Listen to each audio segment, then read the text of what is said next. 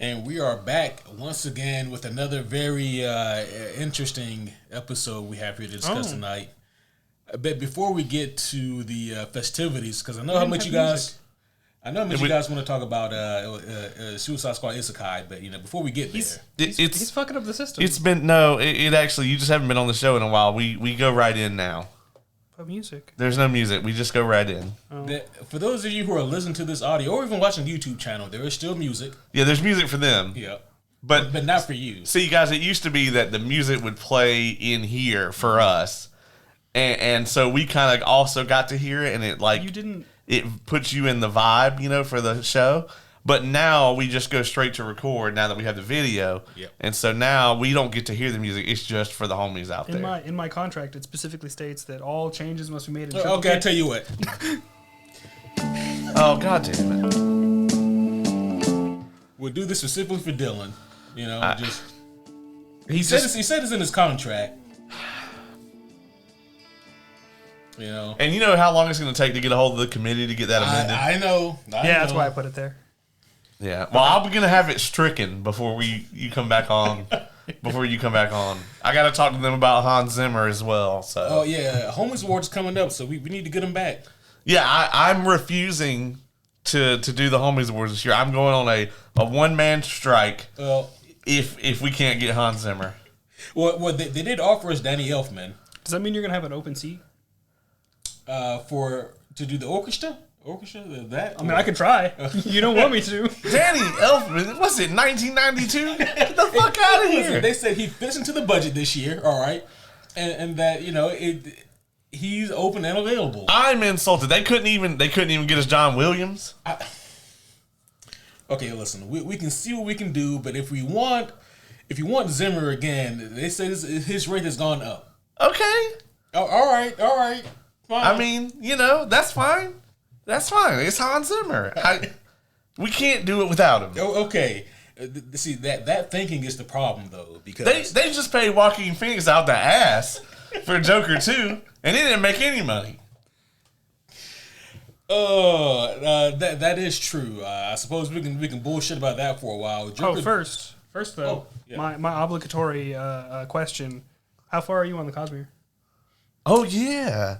Oh, you mean for my third read through? Yeah, I haven't even pestered you about that in a while. How's Warbreaker going? You have not pestered me about that in a while. He was on Warbreaker already. Yeah, he's on Warbreaker. Yeah. So first of all, Dylan, I'm on Warbreaker.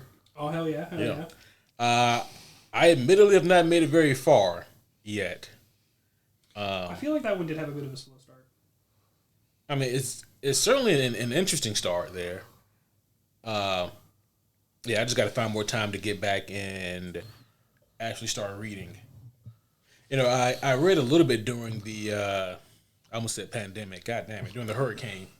The pandemic had electricity. That's true. It was actually better. Yeah, right. I still had internet and electricity and video games. Yeah.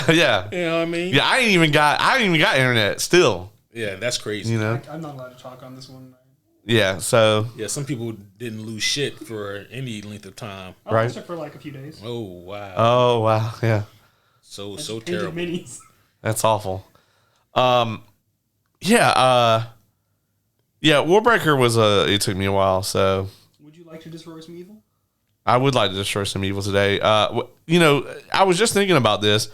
We need to schedule our Mistborn review ASAP because we need an episode where we talk about a thing that we like. That is a good point. Dylan, is your microphone working? I don't know. It was. Oh, it is. What the fuck? No, it never stopped. No, well, yeah, but I was actually showing up before. Yeah, he just kind of stopped showing. It does, see? Yeah, it does, but... He's won. Yeah, Dylan is one. But yeah, it's not actually... Wow. I was showing up almost near the top. Oh, yeah, there it is. There it goes. I thought he was coming in low before. I was, but then I saw I started showing up okay, and then I guess it wiggled. I don't know. Yeah, well, you're here now. All right. Well, for those of you who didn't know, Dylan's here. Fade away. Yeah, Dylan is here. Yeah. We are at some point going to start talking to you guys about Suicide Squad Isekai. However, you know how we tell you that you can judge whether we want to talk about something or not by how long the cold open is going to be. The cold open is probably going to go on for a bit. I mean, I did not hate it. Yeah. Okay, well, that's fine, Yeah, that's fine. Yeah. Apparently everybody agreed with us about Joker 2 because it had the sharpest drop in the history of superhero cinema. I think it was 81%. That's pretty substantial. Yeah, and that was a drop from like 30 million. It didn't make anything in the opening weekend anyway. Did you hear that Todd Phillips, right before the movie came out, he went on vacation, cut himself off from like communications and social media. Who is this? The director for Joker 2. Yeah, and the first one. Yeah. And it's like he knew that he had a colossal bomb on his hands, And my thing is this: for anyone who was thinking about defending Todd Phillips or this movie in any capacity, if you're trying to say that, well, the whole point of it is that they try to get him to make another masterpiece, and you can't force that, and this is Todd's way of showing that. First of all, get out of denial. All right, that is a river. You should not be in it. And secondly, that theory doesn't hold, right? Because Todd took the money. He's getting paid, for Joker 2. He was offered a shit ton of money, and because he was offered so much money, he decided to put something together, and that something ended up being Joker 2. And apparently a huge portion of the ridiculously inflated budget for this movie went to him, Joaquin Phoenix, and Lady Gaga's salaries. Apparently, they got paid astronomically. I believe Lady Gaga got $12 million, which is... Yeah. Yep. And Joaquin probably got way more than that. He probably did. He probably got somewhere around 20, for all I know. And there was actually a leaked video of the film premiere where you could see Joaquin Phoenix talking to her, and he's like, that wasn't good. And you could tell he's like visibly pissed. Did they tell him it was good when he was making it? Yeah, I mean, I know that they don't 99% of the time, they don't go in and start shooting a movie at the first scene, right? I mean, they typically shoot these things in whatever the most effective way to film them is. And then they, in post, they, cut it all together. But he had to know that they didn't film a single fucking interesting thing the whole time. Yeah. Did he think they CG'd in some other shit that he just... Here's a much more plausible explanation for this whole debacle. We all got the wrong cut. You see, what we got was like the B-roll footage that was cut from end scenes, and then the editor accidentally took the wrong pieces of footage, stitched it together, and then put it out. Oh, we just got all the B-roll. Yeah. I see. That would explain why nothing happened. Exactly. Yeah. Wow. Yeah. I don't know, man. If you didn't know how much that movie cost, what would you estimate that the budget would have been? Like, looking at it, I would say by today's standard, it didn't look like the movie, cost a whole lot. I would have said around 80 mil, 80 to 100. That exact thing. Like 80 to 100 mil. Mm. It's $460 million. They made Infinity War for less than that. I guess they did, huh? Yeah, the budget. I'm pretty sure the combined budget for Endgame and Infinity War was $800 million. Yeah, that's about right. With the first one, because I haven't heard much about the second one at all, other than people saying it's bad. I know with the first one, like if you separated it entirely, it was still a fun movie. Yeah, if you go into it going, okay, this has nothing to do with the DC Joker character. Yeah. It's just a movie called Joker. Yeah. The first one was actually a great movie. It was very much a Martin Scorsese. Yeah. Because I've seen the first one and I did enjoy it, but I also was sat there when it very early on was just like, oh, this is gonna be like this. All right, we're just gonna separate all that. Yeah. It's very much Taxi Driver meets, King of Comedy type deal. But with this one, there's like no way to slice it to where it's good. Like as a drama, it's not good. As a character study, it's not good. As a musical, it's not good. I mean, songs. It's a musical. Yeah, it is. Oh, yeah, I like musicals. Yeah, me too, but not this one because it's a musical in the sense that there's a movie, and then there are just random musical numbers thrown into it that have nothing to do with the plot. So. That kind of surmises that whole experience. Yeah. Well, to brighten things up a little bit here, while I am not completely caught up on my TV viewing, I am completely caught up on The Penguin. I am not actually. I am unfortunately behind on Agatha and Penguin. That's kind of hard with no internet. Yeah, because I have no internets, and it's very upsetting to me because I'm really into both shows, and I really didn't think that was going to happen. Right. So I just got caught up on Penguin, and my next objective was to finally get started and get caught up on Agatha. And I've heard already some spoilers, unfortunately, about Agatha. But I'm still curious to see how they play out and how these things are being delivered. How far into Agatha did you make it before? I think I only got to watch the initial 2 episodes. Okay. And I really liked them, and I got to see the first episode of Penguin. Yeah. And then, I've had no internet. And then no internets. Dylan, I know you're caught up on both of these shows. I'm not. I have not watched any of Penguin, and I have watched some of the first episode of Agatha. I have been excessively busy. And he had internet the whole time. Yeah. Yep. I haven't even been able to play any video games. Some people. This entire time. Some people. Yeah. Penguin's been really good. It's been really good. What's it on? Max. Max? Okay, I can watch it. It will be on the Plex eventually. That's also fair. One day. And I feel like there was something. Well, obviously we got Venom 3 coming out. Hell, by the time you guys hear this, maybe today, I don't know. By the time most of you guys hear this, the Patreons do get to hear this stuff early. So if you guys want to get this the moment it drops, then patreon.com/superhero homies. I didn't know you had a Patreon. Oh, Are you serious? Yeah, actually. Unironically. Yeah. Yeah, you gotta. I imagine it's been there for a while. It's been there for a long time. What, $3? Yeah, $3 $3 a month. You become a homie supreme. Yeah, and that's how cheap whores we are. Yeah, and that's the only way Brendan can be a homie. He has to pay us to be friends. Subscribe. Yeah. Man, that's wild. That means that I got to manage it not only on my first recording for it, but also without paying. Oh, you paid. That's true. Yeah. That's true. That ride to Columbia we don't talk about.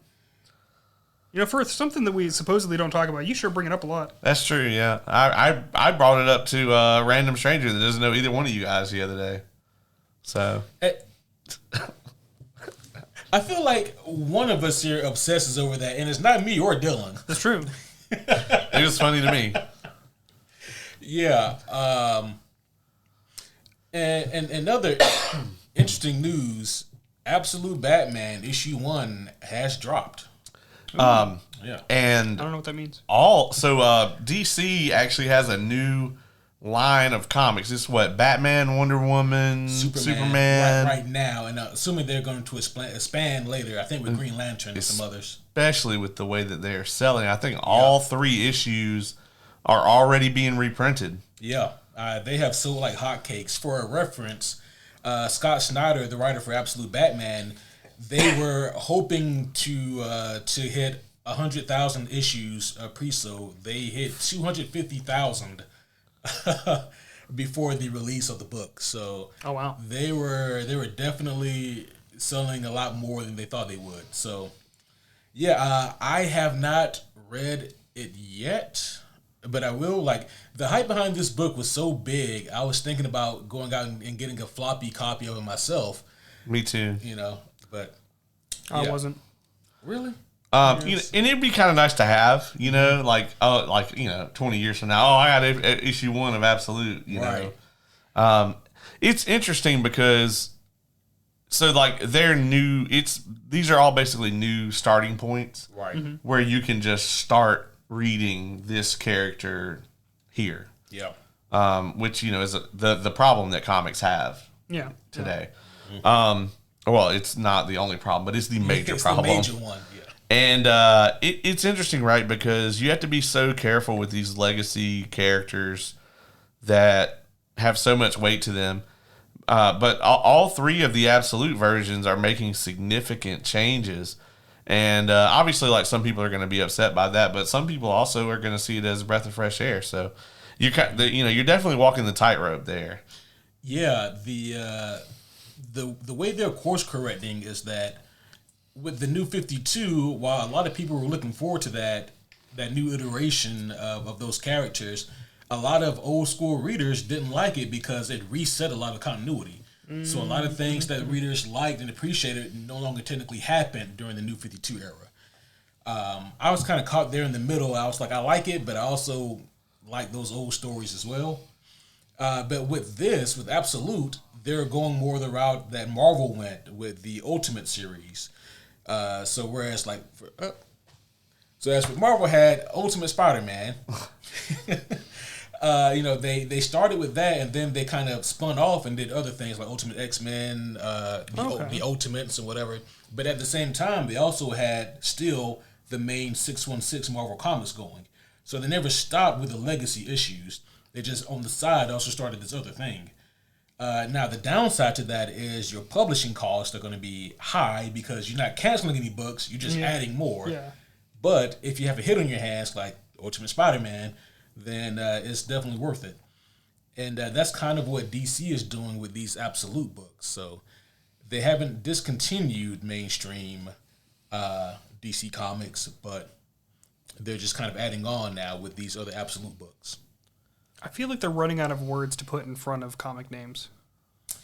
Well, you would think so, right? But if you think about it, particularly adjectives have always been a huge part of comic books. You know, the Incredible Hulk, the Amazing Spider-Man, Invincible Iron Man. That's what I'm saying, though. I feel like they're going to be running out of things to say. 50 years from now, it's going to be like Nebuchadnezzar Green Lantern.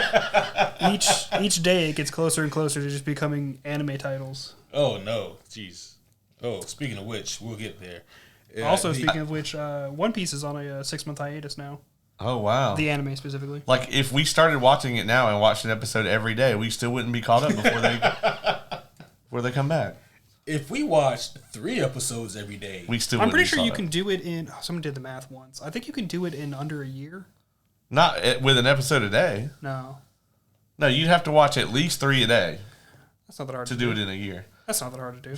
Hey, this is kind of random, but you made me think about it when you're talking about the Ultimate stuff right now.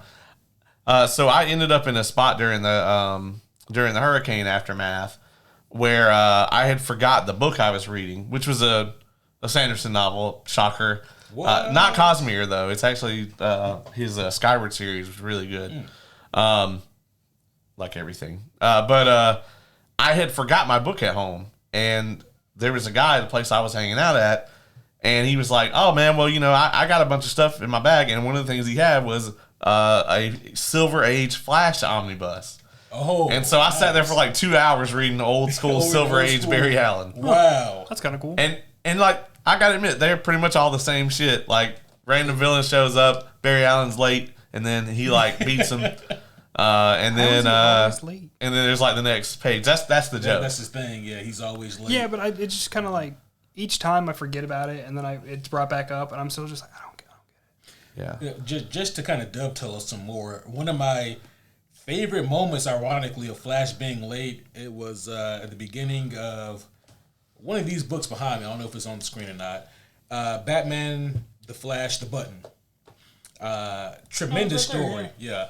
So The Button it's a prelude to Doomsday Clock, and it kind of sets up the stage. It's an incredible book on its own, but the way it starts off is Batman is investigating this button that just fucking appeared in his cave with a blood stain on it. And he's like, I don't know what the fuck this is, Barry, but you're the only other forensic person immediately that I know who's on my level. So whenever you get a chance, come over here and we can check this thing out and talk about it. And Barry goes, okay, yeah, I'm just wrapping up something over here. I'll be there in 1 minute. And they do something really clever at that point. When Barry says, I'll be there in 1 minute, a countdown clock comes up on the bottom of the panel. And as you flip the pages, you see the number. Yeah, it's ticking. And Batman goes, all right, he'll be here in a minute. And so he's just, doing his Batman thing in the cave. And then he hears this giant swoosh, and he goes, oh, Flash, you're here early. Because at this point, it's like at 20-something seconds left. And Batman is being Batman. It's like, oh, that's not a minute. Yeah. And he turns around, and this fucking Reverse Flash. And Batman's like, fuck. And Batman and Reverse Flash. How does he not have some shit set up for Reverse Flash? Like fucking what? I don't know. It's Batman. Yeah, look like Batman. He got like a force field where like the Speed Force can't come in here. But wouldn't that fuck over Barry? Yeah, that's more fine. Likely. He'll just go slower. It's fine. He'll be late anyway. So Reverse Flash, right? Like one of the things he does is he rips up the letter that Barry gave to Bruce from Bruce's dad. Oh shit! Yeah, it's like one of the last things. Oh no! So legitimate question, because I keep forgetting why. Why is he such a dick? Eobard? Yeah, he's just the biggest asshole. Yeah. How there's some people who like they should never have superpowers because the shit they would do. I think I am that person. Well, Eobard Thawne is the Moash of DC Comics. See, I thought that, but to put that in perspective, you're 100% like if there was someone that you were going to be like, but I could almost understand why he's down that path. Yeah, with Eobard, it's not like, even. Is there a thing? Yeah, with him, it's like you could tell that he like made all the wrong choices. Yeah. With Eobard, he's just at his core, he's just a piece of shit. Yeah. Yeah. He was born a piece of shit. He's going to die a piece of shit. And not to segue even further, man, but there was a different comic book. It was a Flashpoint comic book, and it was about his origin, about Reverse Flash's origin. And it's like, yeah, this motherfucker's just an asshole. He was an asshole before, yeah. He was always a dick, yeah. What was that one? Because I read it. Is it like Road to Flashpoint? Road to Flashpoint, yeah. Because we talked about it on here one time, and I went and picked it up. Yeah. So it's what's supposed to lead up to him fucking around, which leads up to Flashpoint? Well, I mean, it's just an interesting side story about him, because technically Barry Allen causes Flashpoint. Well, yeah, but Barry Allen only causes Flashpoint because the Reverse Flash. Oh, good, because Reverse Flash kills his mom. Yeah, that's that whole deal. Yeah, just that whole thing. Barry just can't let shit go. That's his problem. I mean, that is actually a little bit actually, but I mean, he just there's nothing about his ability set that makes him like that. Like he's just a piece of shit. Yeah. Well, I knew it wasn't his abilities. I was just like, what? I thought it was going to be like a Moash thing. Sorry. Well, he's just one of those people who feels like the world owes him something. So like. For example, he was talking with his origin story. You get like certain moments in his life that were, I guess, impactful. And one of those moments I remember was he didn't get selected to work in the Flash Museum. It was like a really prestigious thing. That's one of the few things I know. Yeah. And, after he got his Reverse Flash powers, or his Flash powers, what he did was he went back in time, erased the guy from existence who got the spot, and so he got it. Another thing that happened originally is that his girlfriend, the girl he was really interested in, she turned him down because he was being a creep, and but she was really nice about it. He didn't take too kindly to that, so he went back, changed time so she would be with him. She got married to another dude. He kills that guy. That guy never exists. He goes back again, and she's like trying to be single and happy. Goes back in time again and tries to fuck her up, and then like she loses her job. And he just constantly fucks her over until something tragic happens to her. He like intentionally butterfly effects her. Yeah. So hold up. Yeah. Barry goes back in time like once, and all of a sudden the fucking the time police show up. Thawne goes back willy to fucking nilly, and they're just like, if they show up, he's gonna kill them. There's that, and it's the fact that he got worse when he realized that his actions don't have the large scale effects that Barry does. So like, I'm sorry, I don't mean to cut you off again, but like, so Barry gets in trouble for it because he's too important. Barry gets in trouble for it because he saved his mom's life, and that altered reality. Yeah, so like literally everything. It was like an anchor point or whatever the fuck they call it. Like a nexus point for Marvel. But back to Doomsday Clock. Batman gets his letter ripped up. That was me. And after the letter rips up, there's still like, I don't know, 12 seconds on the clock. Okay. And Batman tries to fight Reverse Flash, and you guys can probably imagine how that goes. Batman won. How'd you know? But no, Thawne, he's just toying with Batman. That's what Thawne does. Beating the shit out of him, And it's like, as a reader, you're looking at the number like, go down faster, because that clock down is just... It's just slow ticking? You'd be amazed at how many punches a speedster can throw in 1 second. It's a lot. Well, see, if they're all the same, they can think on a fucking nanosecond. Mm-hmm. Or was it it was lower than a nanosecond, wasn't it? Possibly. Was it a petasecond? No. What's I don't remember the smallest. That's the other way. Time. I thought like the smallest one we can perceive, measure. I can't remember what it was. I think a petabyte is bigger, isn't it? Yeah. So I don't know. I don't know how pedos bite, but what I do know is that Reverse Flash just absolutely dog walks Batman until he gets too cocky, and Batman notices that when Reverse Flash is talking shit about Bruce's dad or whatever, he's standing still, like he's not vibrating. And Batman stabs him in the foot with a Batarang, and that keeps him in place long enough for Batman to get a few shots in. But hold on. And I know this is like the one weakness to a speedster. But again, if you can process that fast, that means he sat there while Batman was slow motion going and was just like, nah, this is fine. Well, it also depends on how actively you're using the speed force. Oh, okay, that's valid. And then I keep forgetting they're a normal person normally, and it's not like perpetual hell of slowed down time. Right, that would be awful. That would be a hell on its own. I think Barry got stuck in a variant of that at one point, didn't he? Barry's been stuck in a lot of shit. Yeah, that's true. That's true.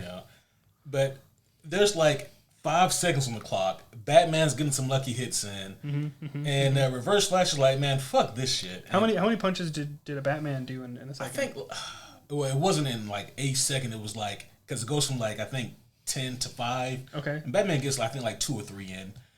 But then back. Yeah, and then Reverse Flash, he just dog walks Batman again, and then he goes, that's what I'm here for. He sees the button, and Batman, he's laying in a heap, right? And I love the way that the panel looks, because Batman's panel is the same. You see Reverse Flash go to the button on the wall, like the smiley face with the blood on it, and like he goes to touch it or something, and he gets like fucking teleported. So there's a huge flash.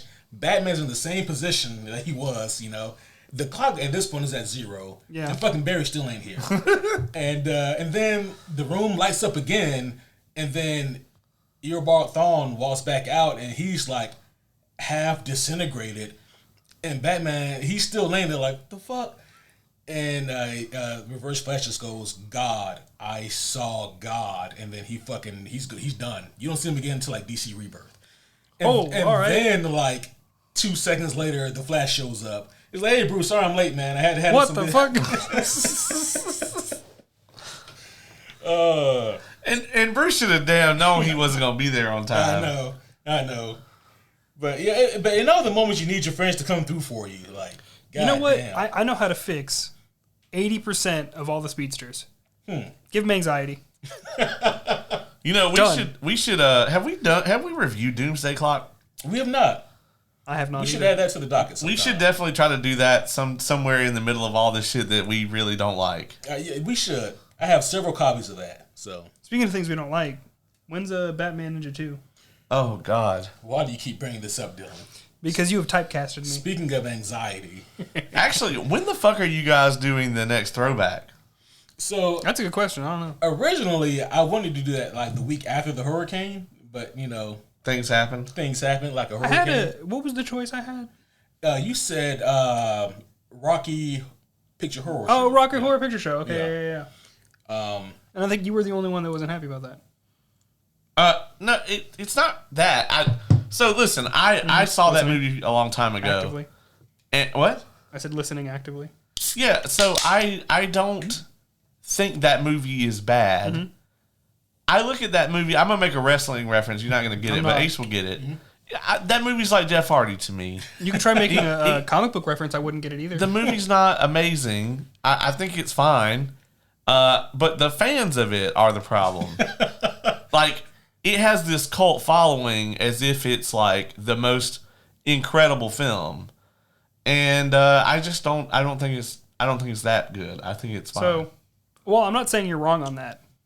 Can't you kind of say that about like 90% of very popular anything? Well, I mean, I feel like Mean Girls has a place in our culture, and that movie's incredible. So, I feel like Muppet Treasure Island is fantastic. But I also haven't heard a lot of people who have seen that one actually. I mean, a lot of people have. A lot of people have seen it. I've seen it. I love it. I think most people these days have not seen a lot of. Home Alone. Which one? Both of them. 3 with no, both of them. Were there 4 of them? There's only 2. 4? No, 4 has Scarlett. There's only 2. Yeah, there's only 2. 1 and 2. What about the one that came out like last year? Did they make another one? Yes. Yeah.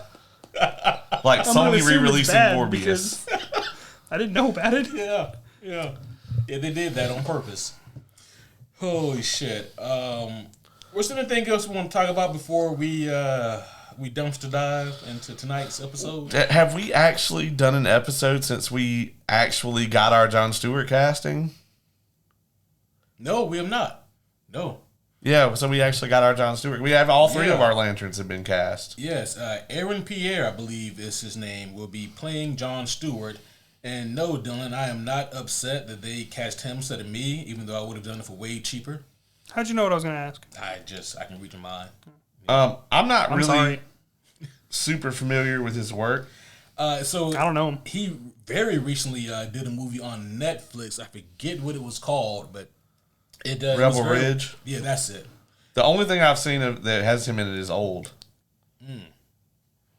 Is that the M. Night Shyamalan movie? Yeah, the M. Night Shyamalan. I haven't seen that. It goes like pretty much every other M. Night movie. We see every other one. There's like Unbreakable, like where there's like a really cool story and characters. No, I finally watched that. Oh yeah. Wait, you had not seen Unbreakable? Correction, I still haven't seen Unbreakable. What, you saw Glass? You watched I've seen Glass and Split. Okay, well, unfortunately, neither one of those will tell you anything about about Unbreakable. Yeah. So, except it does kind of ruin the ending. Yeah, well, that was already ruined for me. I mean, there's flashbacks. It's a 24-year-old spoiler. Yeah. It is. Yeah. So it is satisfying. Anyway, you were saying about Old. I didn't like Split the second time I watched it through. The first time it was fun to just be like, ha ha ha. This time around, I was on the plane and I didn't really enjoy it that much. I really like Split. Yeah, so I feel like it's pretty much every Shyamalan movie, right? Like there's a creepy premise, and then there's a twist, and that's the movie. There's not even a giant spider. There was not a giant spider that I'm aware of, but the premise is like there's just like one particular beach, and for whatever reason, if you go there, you begin to age super rapidly. I saw the trailer for this. Mm-hmm. Yeah. It was fine. It looked creepy. It was creepy. Like, it was fine. I mean, it was one of the better Shyamalan movies. But I also, you can't really take that, folks, because I liked The Village. Oh, you liked The Village? The first time. You can't really watch it again. But I liked it the first time. Oh, because Bryce Dallas Howard was in it? I thought that was Jessica Chastain. God damn it. Every time. Every time. Hold on. I don't know actors by name, so. Here we go. Hold on. Hopefully I'm right about this one. Oh, it is Bryce Dallas Howard. Bryce Dallas Howard. Yeah. They're the same. Joaquin Phoenix is also in that to tie it all back together. Oh, well. Okay, yeah, that was Bryce Dallas Howard. I'm sorry. So, but prior to Bryce Dallas Howard becoming thick mommy Bryce Dallas Howard, they are pretty much interchangeable to me. Hopefully she won't listen to this. Or will. Well, if so, call me. I'll apologize in person thoroughly. I liked her thick and thin and anything in between. She was too skinny for me in Jurassic World. Really? Yeah. So you didn't like her back in like the Spider-Man 3 days either? She didn't do it for you as Gwen? She was cute, but no, she didn't really do it for me back then. Okay. But once, yeah. Okay. Yeah. Yeah. I mean, I've always liked her as an actress. Right. But I wasn't like, call me until... I feel you. I also would very much like for her to get a Star Wars film. I mean, if they handing them shits out, then might as well. A trilogy. Please. If it would keep them away from... She directed several episodes of Mandalorian. Oh, and they're fantastic episodes. Oh, yeah. And she knows what the fuck she's talking about. That also helps. And if Lucasfilm wants to be like, oh, we got a woman director, well... Like, you had one. You already had first one. Of all. Yeah. Yeah, it was very insulting with Acolyte when they were like, oh, well, we're finally getting to see Star Wars through a female creator's eyes or whatever. And I'm like... So I guess Bryce Dallas Howard directing all those Mandalorian episodes is just what the fuck ever. Or if you want to go even further back, Carrie Fisher having writing credits on several Star Wars projects. But we can go move on. We can move on. And Carrie being tooted and booted for that Christmas special. I feel like she was tooted and booted a lot, not just for the Christmas special. I can't really blame her for that one, though. Right? Yeah, like that specific instance. You're like, well...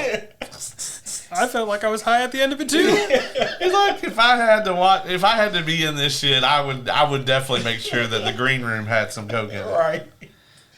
Oh, shit. Also, was it Wednesdays that they wore pink? This is very random, but... Yeah, it's Wednesday. I got pink on. I don't.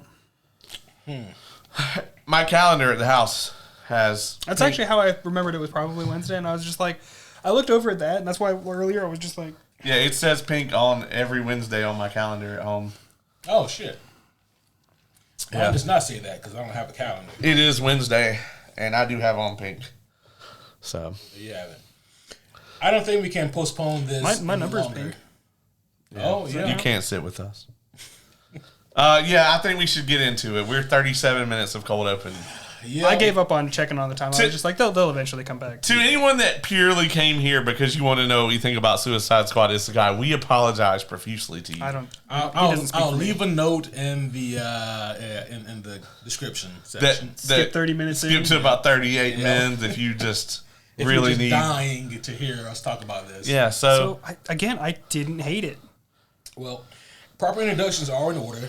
Yeah. Oh shit! Yeah, they don't even know who we are. They don't even know what the fuck we are. Yeah, we haven't even. Well, no, you said I was here already, so I got introduced. But I didn't say homie Dylan though. They would probably think that could be homie Dylan. There's lots of Dylans out there. There is another Dylan at my work. His days are numbered. There's only one homie Dylan. That's true. Well, homies, one and all, I would like to welcome you all back to a very episode of the Superhero Homies podcast. I'm just kidding. It's going to be great. It's already great. I'm having a fun time. My name is Quentin, and today I am here with none other than the resilient, intelligent, incredible homie Dylan. Hi. And of course, as always, I am here with the world's greatest co-host, homie Caleb. What up? I am still here. My voice is still all fucked up, but eventually I won't be sick. I think what it is that my perpetual sickness is as a result of all of the depressing shit we've had to talk about on here as of late. That makes sense. Or it was the excessive amount of alcohol that you had before getting. I was sick for 3 weeks before I had all that alcohol. Yeah, but you're still sick because you drank it. Well, I'm planning to drink again this weekend. That's right. and probably also after Venom 3. Oh man. Yeah. I keep forgetting that's a thing. I wish I could forget that's a thing. Yep, Venom 3. We got our tickets. We do have our tickets, homies, so you guys can be looking forward to that. I don't think I'm part of that, am I? Do you want to be? You can be. Yeah, you can be. There's seats open. Yeah, right now it's a 3-man booth. We got one more open. Yeah. Would you look at that? My calendar filled up. Oh, yeah, you don't even know when it comes out. Yeah, you don't know what show we're going to go see. That's wild, isn't it? Yeah, so anyway, here today, we're going to be reviewing Suicide Squad Isekai. And if you don't know what that is, that's fine because we have at least one person who knows a lot about the Suicide Squad here. Oh, not me. One person who knows a lot about anime. That one's and then one person who knows a little bit about both, which would be me. So, I know a little bit about comics. Yeah. And we are going to be talking about that. It's on Max. If you are just now finding out that that's a thing, we can't blame you because they didn't really advertise it a ton. No, I barely knew about it. But it is out there. As a matter of fact, it was a joke. Even inside of Max, it's kind of buried. It is. A little bit. You have to specifically look it up. Like it was on the front page for a few days. Like maybe the first week it came out. Yeah. Also, he said whenever I said a little bit about comics, I don't think he believes in me. I'm sure he does. Yeah. I'm right here. Yeah. But so, homie Dylan, to those of us who to the uninitiated, why don't you explain what an isekai is? And also for me. Can I know what the initiated means? How do you become the initiated? It was a Batman Begins reference. And Dark Knight Rises. Okay. Yeah. It's been a while since I've watched that one. To the uninitiated, theatricality and deception are powerful agents. So if I pronounce any of this wrong, I don't care. I've given up on... honestly. So an isekai is commonly when a character that is the main character of the show and or manga that gets hit by truck-kun. Is by a truck? Truck-kun. Coon is like an truck ending. Raccoon? No. It's like a Japanese ending. A raccoon driving a truck. It could be. You never see who drives it. Rocket Raccoon, he's not even in DC. That's impressive. Continue. No, coon is just what you put at the end of a name. That's incredibly racist, but okay. I don't know if I like that. Spelled very differently. I don't know that. Offhand, I cannot remember how to spell it. It's like Kun, Chan, stuff like that. But the reason that's a thing is it's actually a joke, sort of, because so many isekai have the start of it be the same looking truck hitting the main character. Like, it looks identical over multiple shows. Oh. So everyone's just like, oh, yeah, it's Truck-kun. So here he comes, just done. But yeah, you die, and you get resurrected in another world. Now, there are some variants of it where, like, you don't actually get hit by the truck. One or two of them, in one of them, the truck is actually part of the like some task force from one of the gods to specifically find sad people off them so they can be resurrected in another world to be more happy. And then there's somewhere you get pulled into a video game. There are somewhere you get pulled into a video game. Actually, Overlord's a great one for that. But some of them, you don't even have to die. You just literally, like, a portal shows up and you're just there. I feel like that's more akin to this, right? Yeah. Yeah, this one's the portal variant.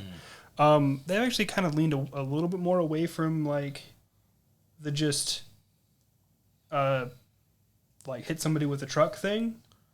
And now they're doing, like, some more variants. At the start, it was very common. But I mean, it's its own genre now. I mean, it's a subgenre of anime. It's kind of become one of the main genres, which it's my favorite type. So, like, I can't really complain. But a lot of people do not enjoy it. Overlord is good. Overlord's amazing. I do enjoy what I've seen. It. I just didn't know you've seen it. Yeah, an ex of mine used to watch it, and I was present for them watching it. So I've never sat down and watched it, but I've been on my phone while it was on, and I didn't dislike it. Same with Seven Deadly Sins. That's another good one. I never did finish it, though. That one is... That's not an isekai, though. No, it's not. But it's... That one is... it's the one that's, like, not hentai, but kind of. Ichi? Yeah, doesn't it fall into that? No, I'm pretty sure it just has a lot of fan service. I was going to say, it's really horny. Not... Okay. No, it's actually not. Not compared to a lot of things. Most of anime? Not compared to, like, High School DxD. No, that one is damn near hentai. Yeah. That's like, how close could we get to hentai without just actually? There are some that are closer than High School DxD. Yeah. Well, but anyway, I don't descend into that well. I actually haven't watched them either. But I would like to take this opportunity to say, after 530 episodes, I think that this is the most talk about hentai that's ever been on this podcast. I've only been on a few times. That's true. Did you understand any of what we were just talking about? Oddly enough, I got the hentai bit. Oh, okay. I don't know what that means or what that says about me. That's surprising because we've talked about lots of. I know. Just kind of. I still off the wall. I still want to have you listen to. I'm good. That one. I'm all that right. one anime more. The one I showed you a snippet of. the world's worst dub for an anime? You have showed me a snippet of that, and that was more than enough. My plate was full. It's so bad. I've never actually sat down and watched any of it. But anyway. Well, since Dylan was so kind to describe what it's pronounced Isekai or Isekai. I don't know. They say Isekai in the show. I think it is Isekai, or Isekai, but I really don't know. I only know English and a little bit of German. I spent a few small things of Japanese, but like I spent years calling it Isekai, and then because that's fun to say to me. But then I'm now just saying it the way that Clayface says it in the show. I mean, you've said it like 4 different ways this show so far. Yeah, so fuck it. But another common thing for them is that once you get transported over there, in most cases, you end up being overpowered as fuck, like more than they were. Wow. Yeah. But sometimes you're not. Sometimes you're just like struggling. But eventually you do end up being pretty strong by the end of it. But also oftentimes you get magic of one form or another. Honestly, this is not really a good Isekai show. Yeah. Oh, yeah. No, it's not. Like it doesn't do. It has like the plot points kind of it. Like oh yeah, if you broke it down to like 4 major things you needed, like oh they went to another world, cool. They got magic, technically. They skipped like exploring the magic at all. A big bad shows up. They beat Big Bad. Oh, yeah, they got the points, but like they're just floating there. Has anybody flipped this yet? Have they done like a One Punch Man Isekai where he's weak as fuck in the Isekai? That would be amazing. I mean, he was weak as fuck at the start. Oh, that's true. And then he did 100 sit-ups, 100 push-ups, a 100-kilometer run. Yeah. And 100 squats every day. Yeah. That's it. That's how you become a god. Right. Yeah, clearly. I mean, I've never tried it, so. Neither have I. Well, what to say about this precious jewel of a show that we have here in our hands? So before, and to help you a little bit, because you look like you're struggling a little, I'm going to preface this with, while I do know a little bit about comics, I really don't know a lot about comics at all, including Suicide Squad. The most I've seen is what's on movies and stuff. And I knew of them previously, but that's more of like in passing. Right. So that, and like for most of this show, I didn't even know that like who the Enchantress lady was, because I still don't really know who Enchantress is. Yeah, she's a powerful witch in DC Comics, and she was sort of kind of she was in the 2016 Suicide Squad movie. She was like she was the big bad. The big bad in that. Yeah. Oh shit, her. Yeah. Yeah, that's her. She looked way different. Way different, right? Well, they went with like an emo version for that movie. That movie didn't do a lot of things right. I mean, I heard it has a lot of things in common with this anime actually. Yeah. There was a dude who liked boomerangs. Yeah, oddly enough, he was like Captain Boomerang or something. Yeah, he was a captain. He was a captain. Yep. I've heard real him is actually more strong than that. Yeah, Captain Boomerang is actually dope. Yeah. But not that version. No, that dude was kind of silly. Yeah, I mean, I don't get off on that movie again. And there was Milton. Milton's not in that movie, which is why Milton's not in the 2016, which is another reason why it's bad. Who wins in the fight? Milton or Buddy from Deadpool? What's his name? Peter? Sugar Bear? Peter. I think Peter Pool could beat Milton. I'll be honest. Okay. What about just standard Peter? Oh, okay. Like before he hooked up the dick and nips? Yeah, before he got the dick and nips. I don't know, man. I feel like that would be a long fight. For all the wrong reasons, yeah. Yeah, I feel like whoever like trips and falls first, right, and harm like self-harm via the environment is what's going to ultimately determine that fight. Oh, yeah. So Suicide Squad Isekai is the Jerry Springer of animated shows. It's the show about nothing. This is a show that you just said it wasn't a good Isekai. Yeah. It damn sure isn't a good Suicide Squad interpretation. And so that leaves me wondering a question that I ask every time Dylan's on this goddamn podcast. That's not my fault. Who was this for? It was not for me. It is a grab, right, to try to get... I mean, you know, I didn't hate it, but I will say this. It is definitely just them trying to get weebs. Is that a slur? Is weebs a slur? Yeah, do you kind of take offense to that, Dylan? They don't matter. Okay, great. So it's just their attempt to get weebs into DC Comics. I mean, that's really what it is, and for that, I don't blame them. Right? I mean, ass and titties for that though. You'd be surprised. It doesn't always have to be there, okay. But there is a little. I mean, we got some half naked Harley Quinn for a little bit. There's like so much more gratuitous Harley shit out there. We got a ton of Peacemaker. We got like a whole 3-minute scene of naked Peacemaker. Yeah, with just a leaf there. That's true. Peacemaker got like an 8-pack and the cum gutters. Yeah, I am jealous of his hair though. His hair was luxurious. I wish I had seen your reaction when that scene happened. Same. This is one of the few ones that I very much wish I would have like been able to sit down and watched all of it with everybody. Just because of like, first off, I know you both would have just eventually been like, to me, and I'd been like, every once in a while, I watch something where I just have to stop and think, I chose this life for myself, you know. Why do you keep having to ask that when I'm on the show? I chose to do this. I don't know, Dylan. I don't know. Also, I'll say this. I'm not as angry with this one as I was with part 2. I'm not saying the whole thing. He's referring to Justice League X Ruby Heroes and Huntsmen's part 1 and 2. 1 I wasn't that angry about. 2 I just got mad about. Yeah. I don't even remember why I got mad. I was just angry. Well, Dylan, it's because they took something that is beloved by you, and then they just kind of did like whatever. Ruby a lot. Mm-hmm.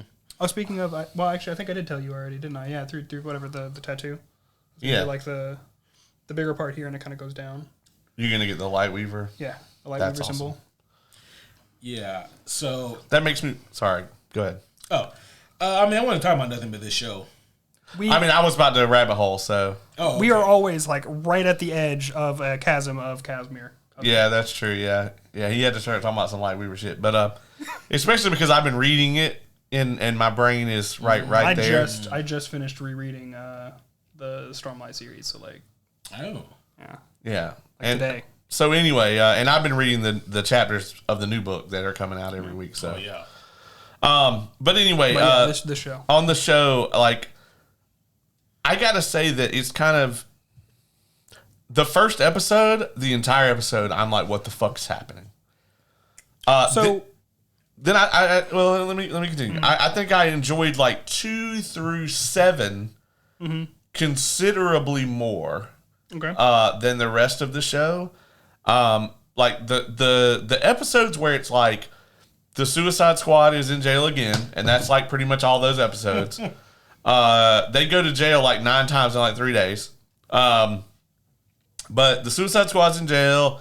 They get some kind of mission. They go out. They fight one of the bad, like the mini bosses, right? And then they kind of just go on to the next thing. Like the episodes that had that flow to them, I did not mind those episodes. I like really kind of enjoyed some of those. Like when they fight Ratcatcher, when they fight the Thinker, when they first encounter Enchantress, like those episodes I enjoyed.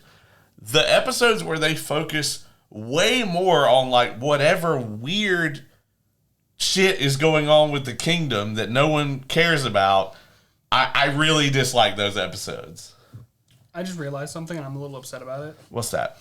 Suicide Squad Isekai is a D&D campaign. Yeah, oh yeah. Yeah, it plays like a D&D campaign for sure. Yeah, I mean, hell, I think we even said that about the 2021 movie, Yeah. That's valid. Yeah, it very much but also plays out similarly. My initial was actually that a lot of anime do start with you just getting thrown in the deep end, and then they quickly explain. This one just didn't do a great job of the quickly explain part. Also, this is the only episode I've had here where I took notes. Yeah. That must be nice. Like, for me, this show... I've got notes. Yeah. Oh, wow. I stopped around, I think it was like episode 8. Not 10. 10 would be end. Like 8? No, like 5 or 6. I mean, you do take the notes for 2 of our D&D campaigns. Yeah, you do. I did not take them nearly as thoroughly in this.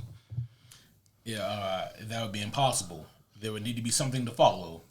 Yeah, if you guys couldn't tell... Sometimes I take some weird-ass notes. This is going to come across as a surprise to a lot of you guys.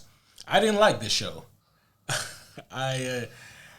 This was not for me on any particular level. I know, you were aghast. Yeah. This, to me, was not enjoyable as a fan of the Suicide Squad. You could just replace them with any anime characters. Just random generic anime characters, and they would have fit in just fine.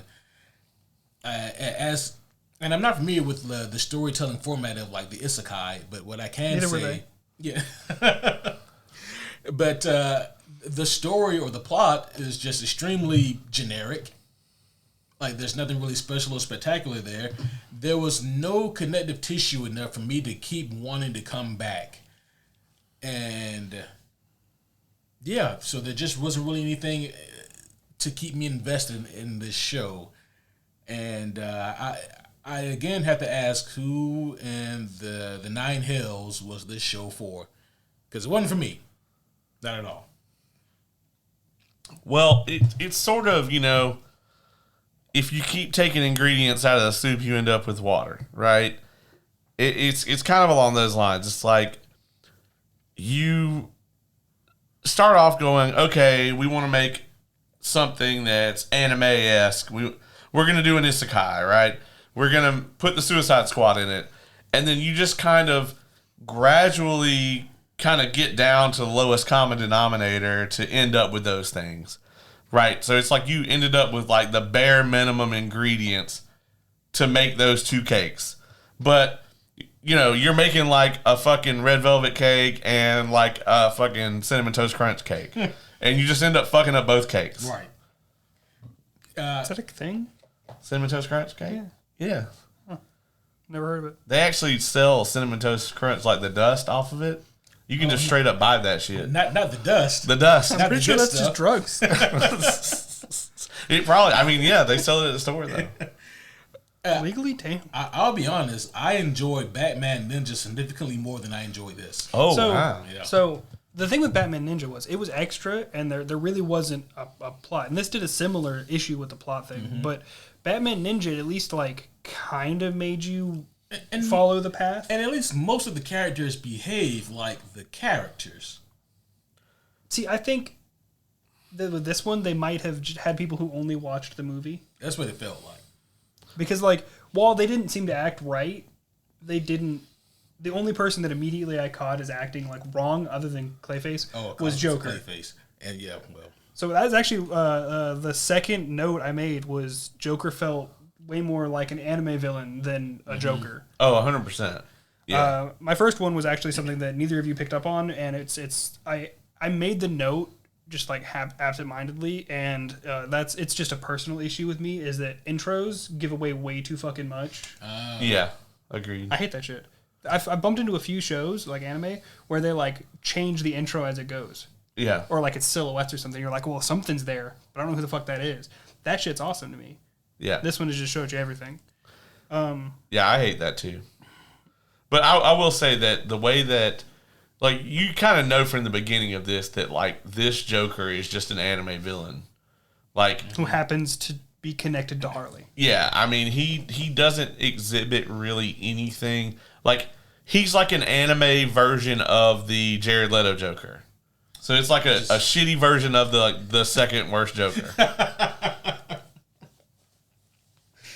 I will say, though, that I do enjoy some of the characters. Like, okay, King Shark is not a hard character to get right. Okay? He's not, but it's been done. They have fucked him up. Yeah. See the 2016 Suicide Squad movie. King Shark wasn't in that one. Right. I was like, wait, did I forget? Actually, no. King Shark was in it, but like not for long. Don't they like not bring him on the mission? Don't they like show him and then they don't bring him? No. Maybe I'm thinking about something else. But also him not being in it is also a fuck up. But King Shark was amazing in the 2021, the James Gunn movie. I did like him. And I really like him in this for the most part. I will say the same for Peacemaker. Like, the one thing that I thought with Peacemaker that was incredibly clever, where he can't get the helmet and so he has the bag over his head instead. That shit got me. Like that shit was funny to me. I didn't really get it because I don't know the character that well, but I was just like, based off what I knew of Peacemaker, yeah, some shit he'd probably do. So there were some elements that where you could tell they at least tried to sprinkle some of these characters on here, but Harley, for instance, is just, I mean, she's goddamn interchangeable with like nearly any generic anime protagonist to me. You know, and then Clayface I liked occasionally. So with Clayface, I actually agree with you. I just have lots of questions about Clayface. So when he first showed up, I was like, oh, that's a very interesting way to add like background knowledge, because some of the times there is a character in an Isekai who either has played video games or like watches anime or reads manga. So they'd be like, oh, it's like this, and that's useful. I guess the issue I have with things, but it was weird still. Yeah, the issue I take with that is Rick Flag was already there, who could debrief them on all of that. He debriefed them on basically nothing. I'm saying he was there who could have debriefed them on all of that. Yeah. You know, like it's not like he didn't have access or knowledge of anything going on there, because he had been there longer than the team had. And with with Clayface, I really don't know what the fuck direction they were going with that, because at least with most of the other characters, I can see what they were going for. With Clayface, I got no fucking clue. Is he an actor at all in anything else? Yeah, he's his basis is that he's an actor who has a hard time getting work eventually, because he's either getting older or he gets, he doesn't have the looks to really keep competing, and he takes a product that is supposed to make him more youthful, and then it goes awry, and he becomes this monstrous Clayface. Yeah. I never actually knew his backstory like that. Basil Carlo, that's the primary and the coolest Clayface.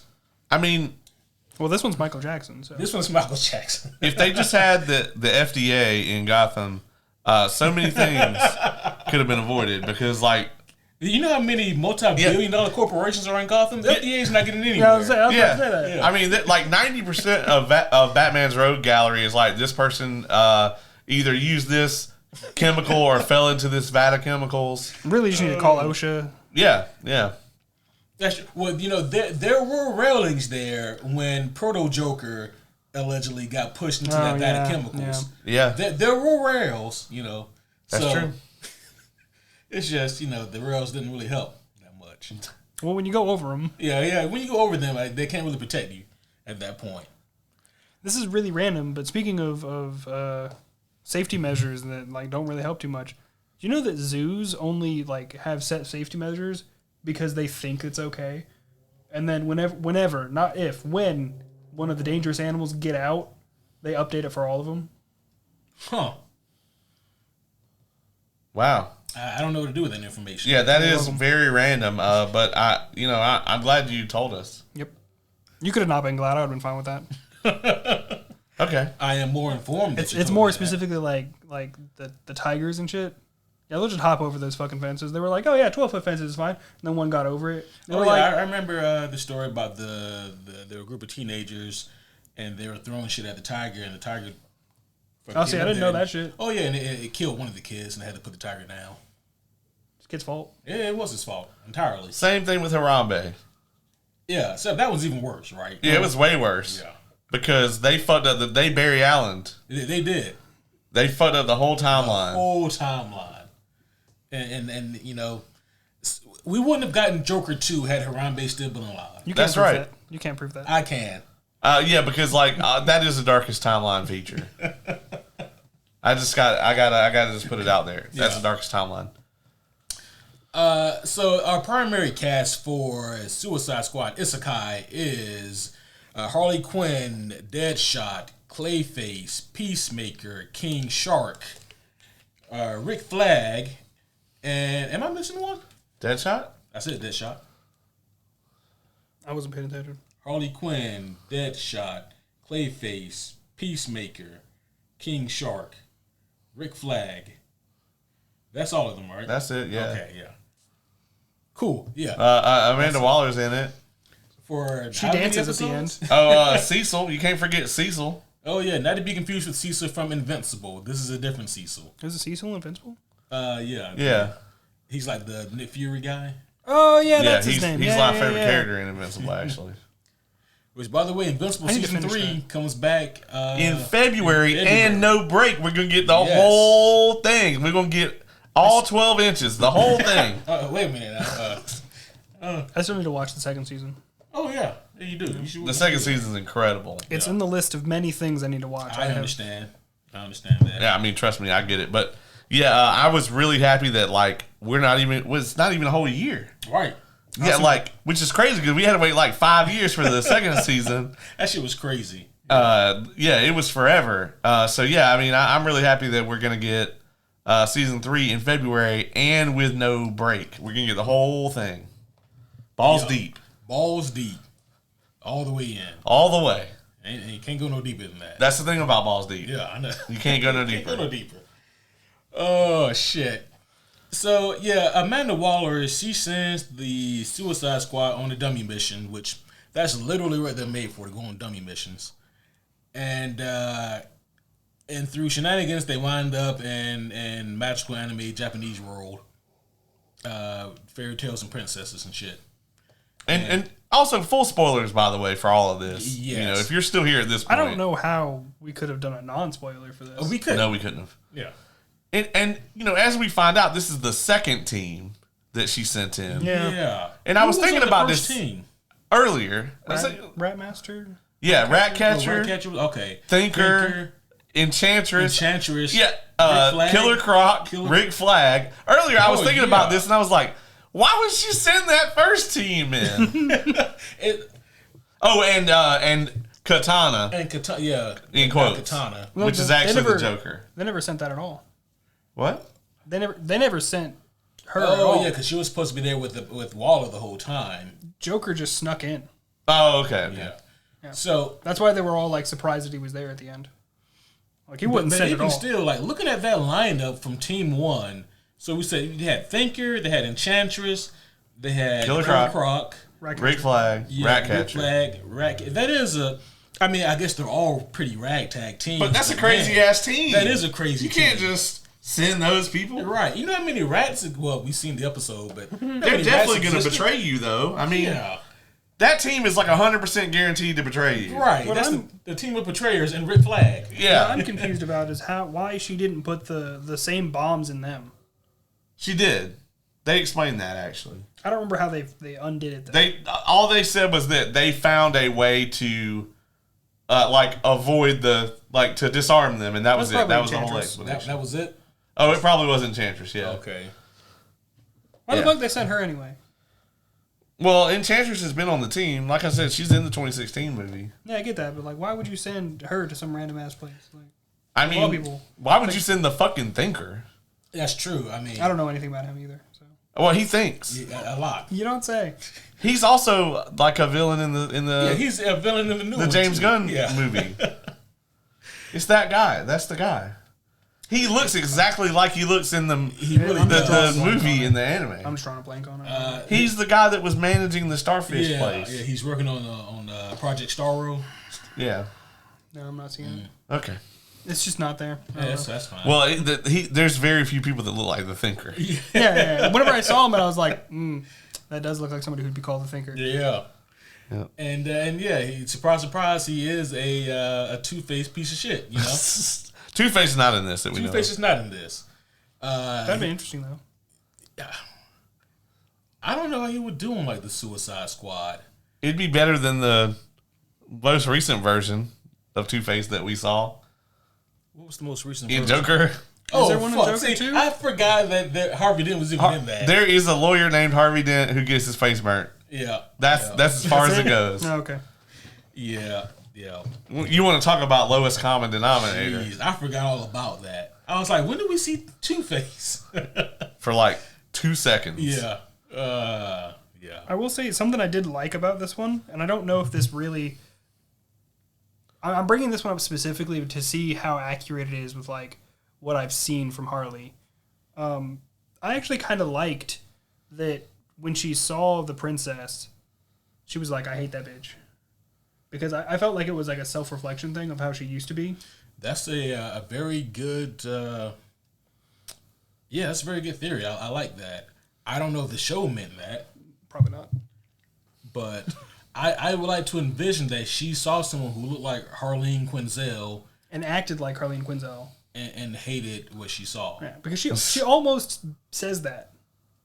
Or at least I picked up on her almost saying that. I don't know. But the reason that's so interesting, right, is because other than that, if the show did that on purpose, they don't make any attempts to dive any deeper into her character. Because I remember I made that note for episode 4, and then it brings up not again ever. There were some times where I actually thought they were going to do something interesting with Harley because, like, you know, as we know in the end, like, Joker basically did all this shit for her amusement, is what it kind of comes down to, right? Yeah. Is that he just orchestrated all of this for her amusement, which I will admit, that is something that Joker would do. Yeah. You know, is just like, fuck with all this shit just to probably get Harley off his dick for a few days. Right. Finally, I can have some long time with Batman. Yeah, god damn it. Yeah. And she's always trying to sneak off and fuck Nightwing. And I forgot about that. Oh yeah, that happened. That was a thing.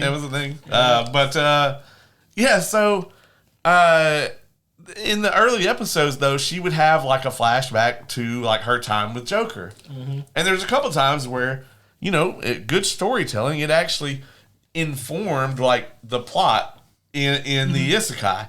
And I did enjoy when that happened. But it doesn't go anywhere. Like it's at one point they just stopped doing that, and it that plot point just gets dropped. Because I think she does it like twice. Yeah, and it ends up helping her, and then they just kind of like, all right, well that's done. And they do something kind of similar with Deadshot too, where they do some stuff for his past, and then it gets for dropped. Ratcatcher. Yeah. So that's right. Yeah. If there had to be something that I did sort of enjoy, it was like Deadshot's misinterpretation of his friendship with Ratcatcher. That shit was kind of funny. That shit was hilarious. He's like, we go way back. Yeah, we've been friends. And then he's like, you motherfucker. I didn't hate Deadshot in this. Mm-hmm.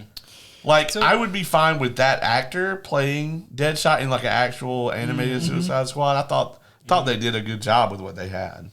So, I feel like if you just, and it kind of goes back to my original point for this, but if you just like cut this show up into small little tidbits and you just fed them to me like individual, it's like, here's some snippets of this show.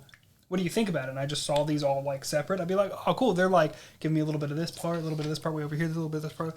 And I would have just been like, oh, you know, it's probably a good one. I can't wait to see like the rest of it. And they just go, the rest of it?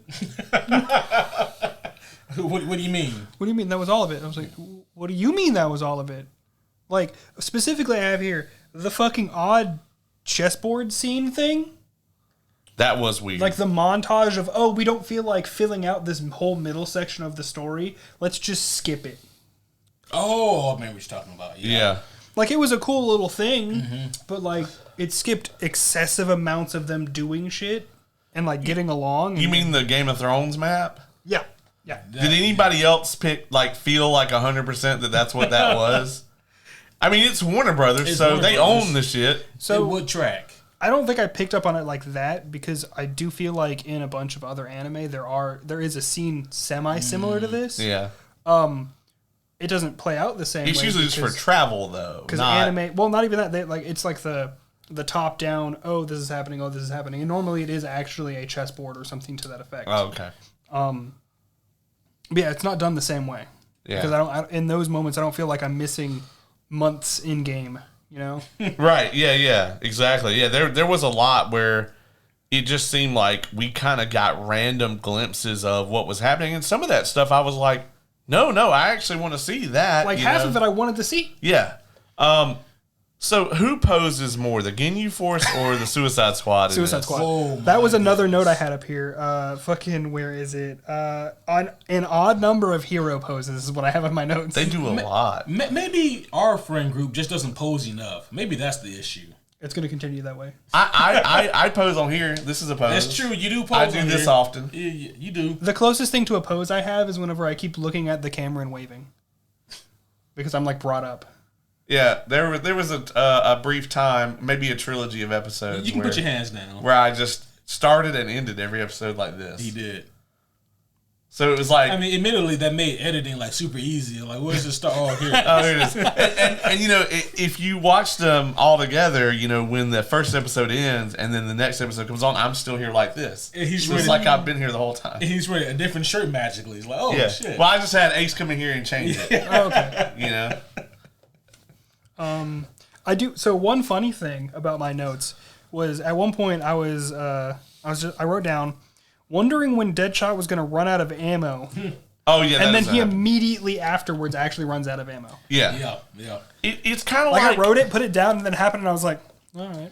Deadshot and ammo is kind of like Iron Man's power levels. Yes. Like with the suit, they only run out if it's convenient to the plot. Yeah, exactly. It's very Iron Man 3, where the suit works perfectly underwater with a house on it, but not prior to that. Yeah. Or after that. Or after that. Yeah. That is accurate, because I had a similar question about this ammo, and then shortly thereafter he was like, "Oh man, I'm out." I feel like they were gonna ignore it, and then like they pilot tested or something the episodes, and someone was like, "Hey, what about this thing?" It's like, "Oh, well, we were gonna go ahead and fix that in the next episode." Yeah. Yeah, because they do make a thing of it, right? Where they're like, "Oh, well, good luck finding ammo in whatever." And I don't know Deadshot that well, right? Mm-hmm. But I feel like he's the kind of person that counts his shots. Yeah. So like the click, I don't think would happen. It would not, but also it's like, at the end of the day, this is an anime, and I feel like there is you have to animate it up sometimes, and so like it's gonna be gratuitous bullets fired every time he shoots. I get that, but if you're gonna animate it up as you like to, as you've stated, they just would ignore the ammo. That's because like just anime logic. Yeah, whatever. Yeah, they've got more back wherever the fuck. That's true. They could have just been like, "Yeah, we found a cache. All right, cool." And it's like when you play Devil May Cry, it's like he never runs out of ammo. Never. Super convenient. I think it should be one way or the other, right? Either you're gonna realistically paint this as, okay, he has this much ammo, right? And there's a plot point of him running out, or you just don't ever address it. But I think if you address it at all, you got to go with the other option. So it's kind of weird to do the kind of quasi, we're going to bring it up one time and then it's just kind of gone. I feel like they brought it up as a reason to go to the helicopter. Yeah. Also, before I forget again, sorry, my brain just reset there for a second. How the fuck can he count for days? Like with his ammo count? No. Peacemaker. Oh, because he was keeping track of... For days. Yeah, huh. I mean...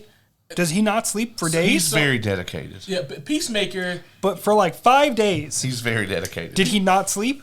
Peacemaker strikes me as the type of guy who has a touch of the tism. A touch? A touch? Bruh, the tism has Goro arms, and they are wrapped around this motherfucker. The tism has a touch of him, okay? Yeah. Like, the tism... Like...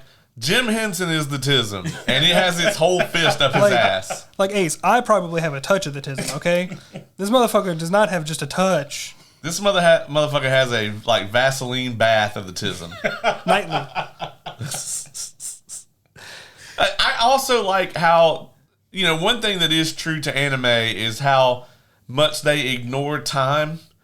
Like all the various time clocks that they get in the early episodes are so what the fuck. Like, I mean, literally within a few days they go to prison so many times. Yeah. I'm like, how long were you guys in prison? An hour? Again, it's like a D&D campaign. Yeah, a little bit. They're back in prison? Again? They go to prison a lot. They do. They are criminals. Yeah. I feel like our efforts to dig into this and derive any sort of deep introspectives on it are going to be failed. So I feel like we should just talk about our favorite and least favorite things that happened. Before we go to that though, do you think you would? All right, this is a mild side tangent, but it is sort of pseudo relevant. If each of you, and I guess I'll answer for myself as well. If you got, you know what? I'll change it. If all three of us right now got summoned and isekai'd into something, do you think you would end up doing like crimes, like war crimes and shit? Like you got magic. We don't know what kind of magic, but you got magic, and you became like one of the strongest beings. I don't know about war crimes. I didn't say probably war crimes first off. I thought you said crimes and war crimes. No, I don't think I did. Not on purpose. I don't know about war crimes, but regular crimes? Yeah, probably. Do I know I'm there for a limited amount of time? As far as you know, there's no active way back. No.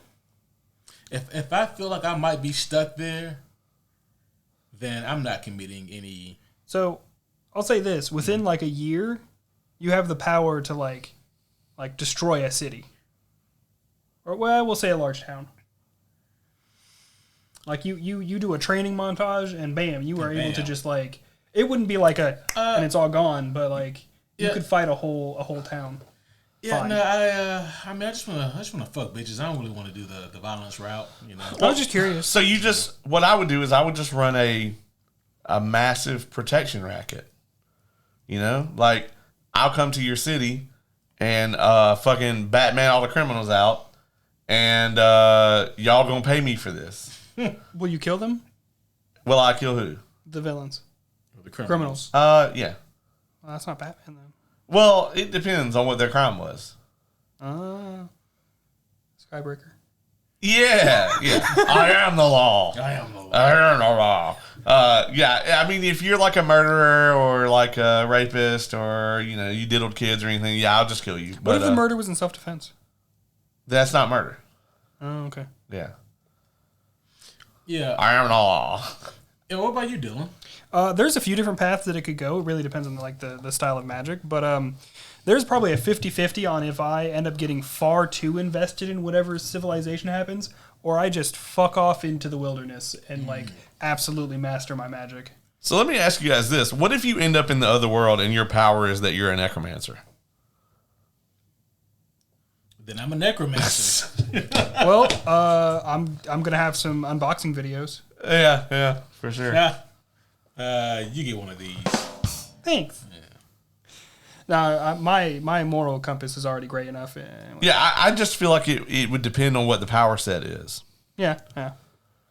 But, I mean, like... Well, I mean, if you had necromancy in this world, would you feel so inclined to use said abilities? Yeah.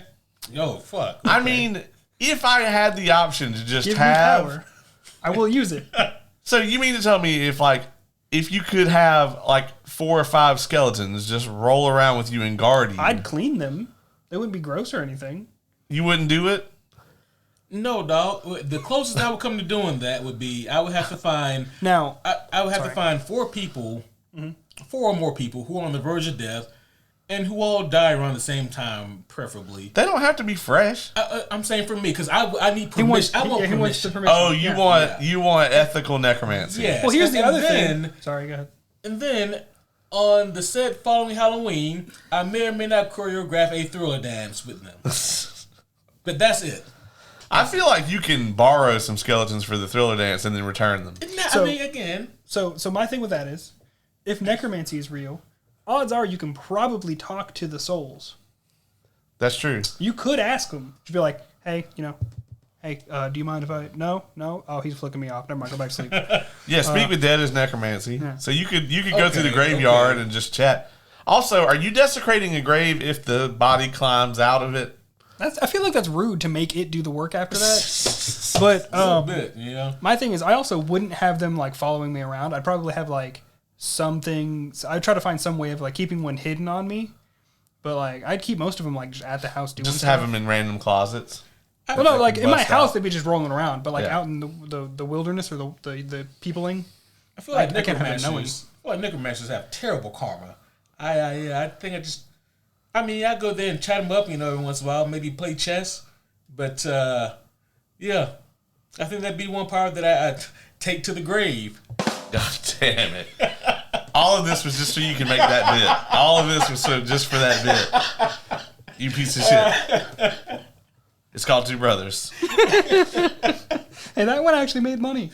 Yeah, that's true. I think the sequel didn't. No. And then the third one and the fourth one just got worse. Mexican Armada. Jesus Christ. But no matter what power you give me, I'll use it. God damn.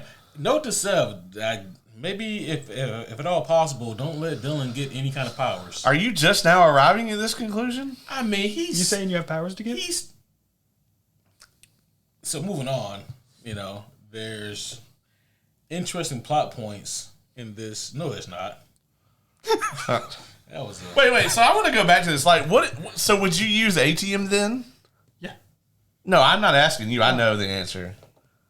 Would I use ATM? ATM is basically ruined. Like, straight up. Would you use it? I mean... Spoilers for those who haven't read Cosmere, but yeah. What are you guys up to then? Jesus. Yeah, right? He's on his third read-through. Okay. Yeah, come on. Yeah, but I think that is... I mean, at that point, that's actually more good because you're... Well, no, you are kind of giving it back, aren't you? You're still... It's kind of like along the lines of the necromancy, right? In this instance, when I have ATM, do I understand completely and wholly what it is? You get it tomorrow. What happened? Okay. Well, fuck. I could only use it then. I will ration the supply so that I can have as much time as I can. I don't know if I need spikes for that. Yeah, you can't. Not to make this into a misporting thing, but yeah, you can't. You have to be. You have to have Furikemi to use it to live forever. Damn it. Yeah, sorry. Well, if ATM's a thing, I can probably get a hold of some of the other stuff with some spikes. It only hurts a little bit. Well, I think you can. Can't you with the ATM spike? Can't you steal anything? That's true. Actually, I think you can. So yeah, you would just. So you would engage in some hemalurgy then, because I feel like that's what I feel like with necromancy. That's a gray area. I don't think hemalurgy is. I would do it how the Era 2 does. No, fuck that. You can't. You don't have that technology. No, not like that. I just meant like the start of Era 2, the very start of the reset. Oh, how Spook and them did it. Yeah, I'd do it like that. Okay. Yeah. All right. Be like, hey, you're about to die. All right. Well, knock them out. And then just... That's true. I mean, that's fair, I guess. I guess that's the most ethical way to do it. Yeah. Okay. All right. Well, yeah, back to the plot points of this show. We don't have any. So what's you guys' favorite and least favorite moments? You go first. Oh. Okay. Favorite moment. Wow. Which is like Ace and Bus. It doesn't have to just be one. You know, you can... Oh, I can pick from several favorite moments? Yeah, you can list several. Oh, man. There's just so many. Yeah, I don't want to limit you. All right, man. I don't want to steal any of your guys' favorite moments. Right. Don't want to step on y'all, your moment, so. Actually, I think I know one of yours. So, yeah, like I said earlier, the Deadshot rat catcher flashback. That shit was really funny. That actually got me. And the fact that he just did not. Yeah, he just didn't think it would click. Yeah. I mean, because for all we knew, at that moment when he said that he and Ratcatcher were friends, that he used to watch out for and protect him. I was thinking that, okay, well, I have no reason to not believe what he's saying. Yeah, right. I feel like, I can't remember exactly, but I feel like even then I was like, that'd be really weird. That he's just going to roll up and it'd be fine. So, like, from just like a story standpoint, I was like, I'm kind of doubting this. And then it turned out to be true, and I was like, In terms of like any other kind of really standout favorite moments, I really loved hitting the power button on the remote when the show ended. You did look happy about that. I was extremely happy. Does the Katana and Harley fight now that you know it wasn't really her? Does that... Now that it was Joker just playing around? No, because when the fuck did Joker learn to do that, first of all? Okay. Because that shit, he's been studying Katana then. Anime Villain High? Okay, that makes sense. Yeah. But also, another question about that, where did that fight take place? The first fight between Harley and the Real World? The first one? Real World? Yeah. That's why she got captured. How come that couldn't have been real Katana? That was. So real Katana fought Harley. At the very start, yeah, when she beat her, yeah. Yeah, so that doesn't make it any better. But I'm talking about the second fight that they have on the water where Clayface turns into the sword and all this shit. That's what I thought one of your favorites was, by the way.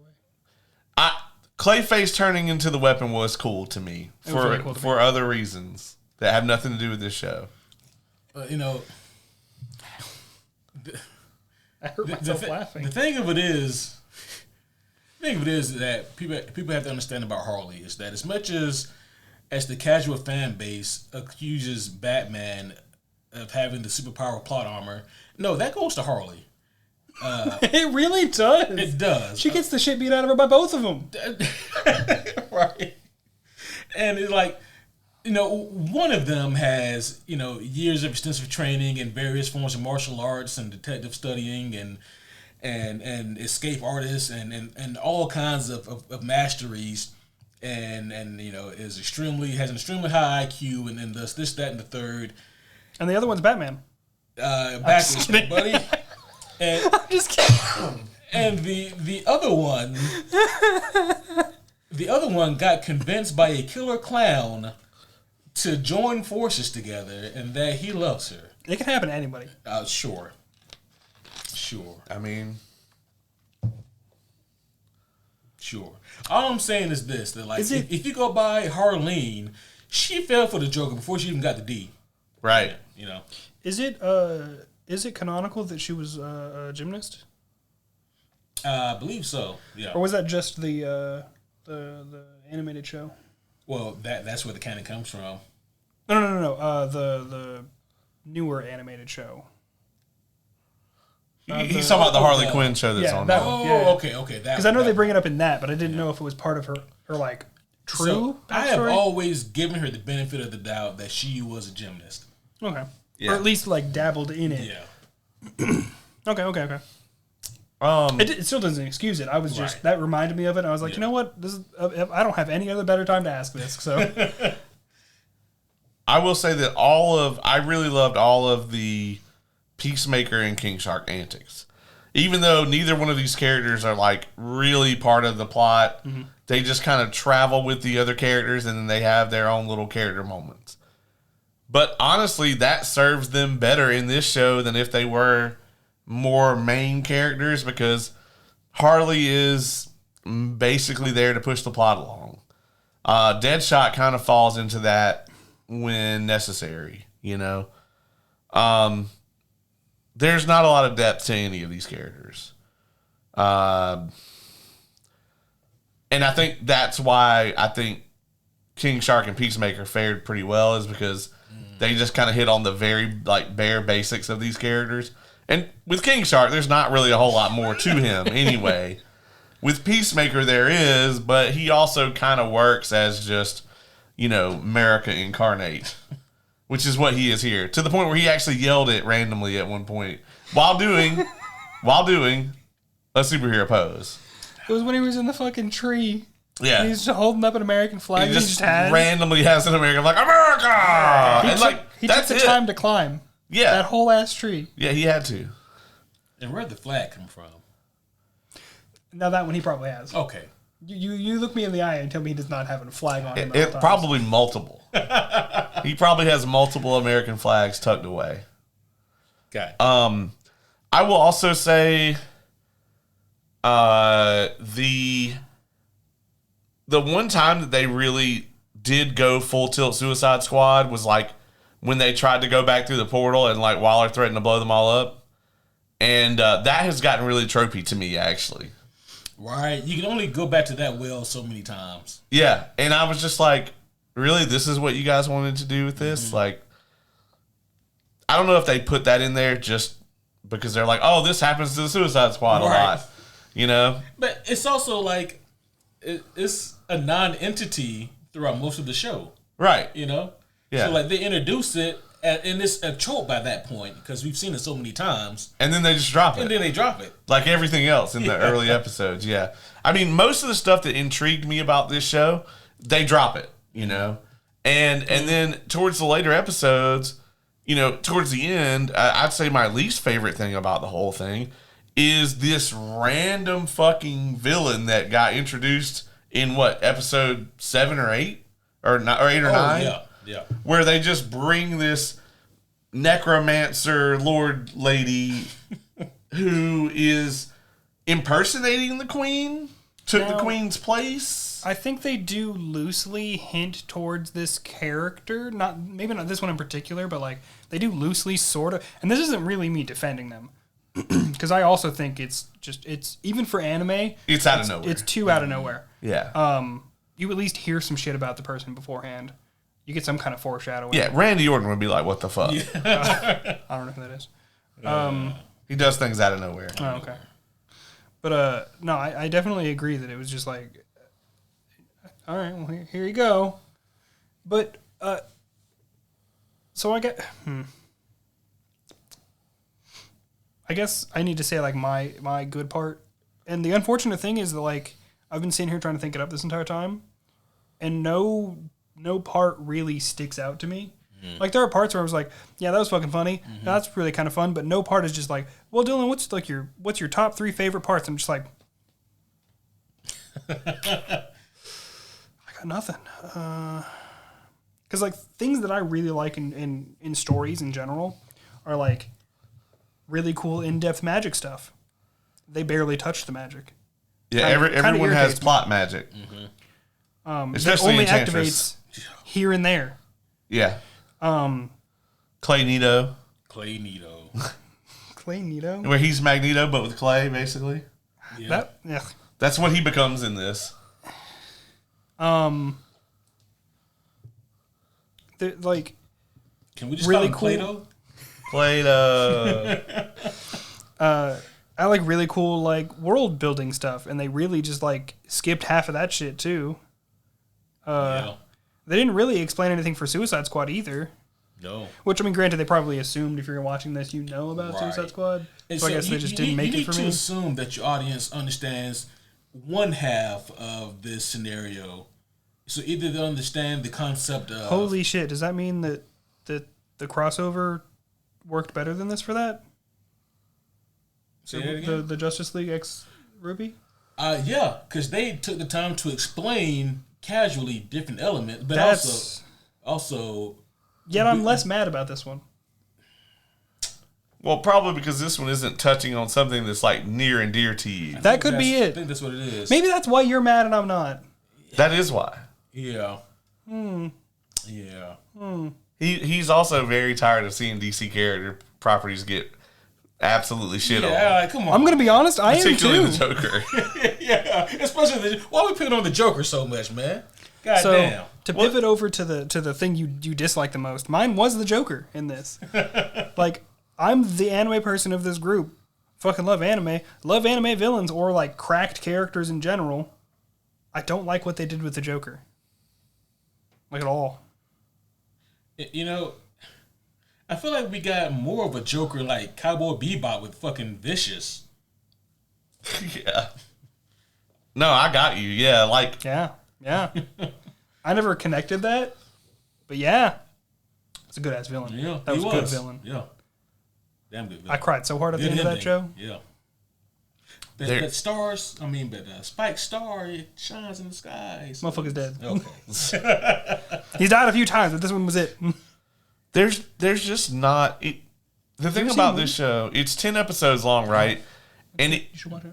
And it's somehow both rushed and not long enough. See, yeah. At the same time. It's like you didn't explain anything. Mm-hmm. But man, did you do it fast. But yeah, but you did it so fast. Like it was like it's like there's a lot there, but most of what's there doesn't explain anything. Yeah.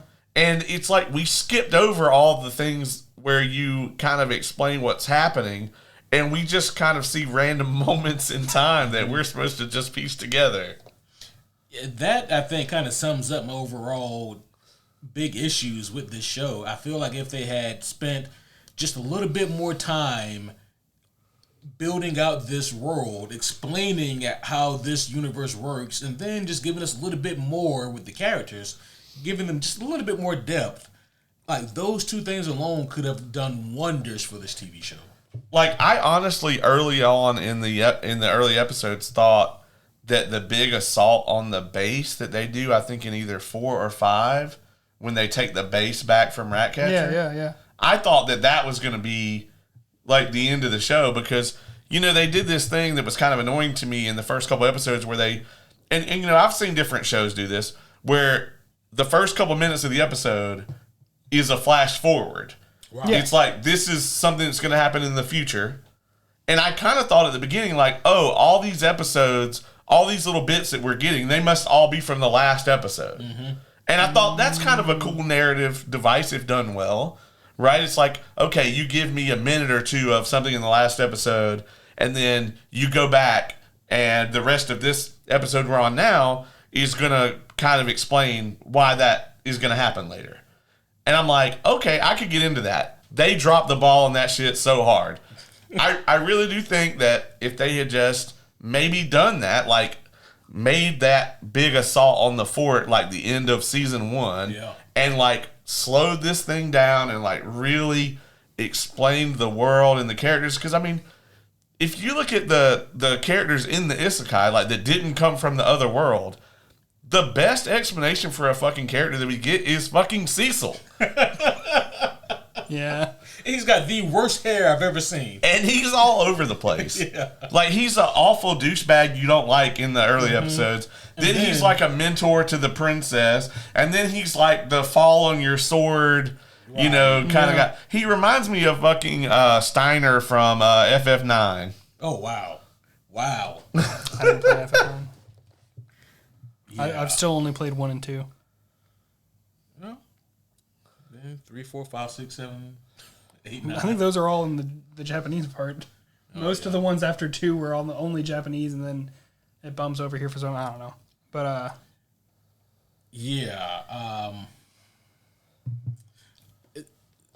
but that also kind of ties back into like the pacing of this show is very peculiar, and I'm also so curious to know DC's like decision making or WB's decision making because I kind of wish I could have just been in the room just to hear. You're right. I would have been mad. Well, so many things that at Warner Brothers got cut or got shrunken, or because they were hemorrhaging money, so they're trying to save money. That's why the Cape Crusader, the animated TV show, that's on Amazon because they sold the rights to that show because they needed to make money. This must have been very cheap. Had to have been, right? Because think about it, they sold a Batman cartoon. Yeah. They kept this. I wonder if they put this out. Like, it's just weird, right, that they kept it, but then they didn't advertise it. Yeah. Yeah. It's like almost like they were like, okay, we specifically want to put this out there for the weebs, but we also realize that it's bad, so let's just quietly put it out. A quiet release. So, another interesting thing is most anime are 12-episode seasons. Right. I feel like just those 2 episodes could have helped this a lot more. They really could have, but also, they could have trimmed 2 episodes worth of bullshit out of the 10 we got.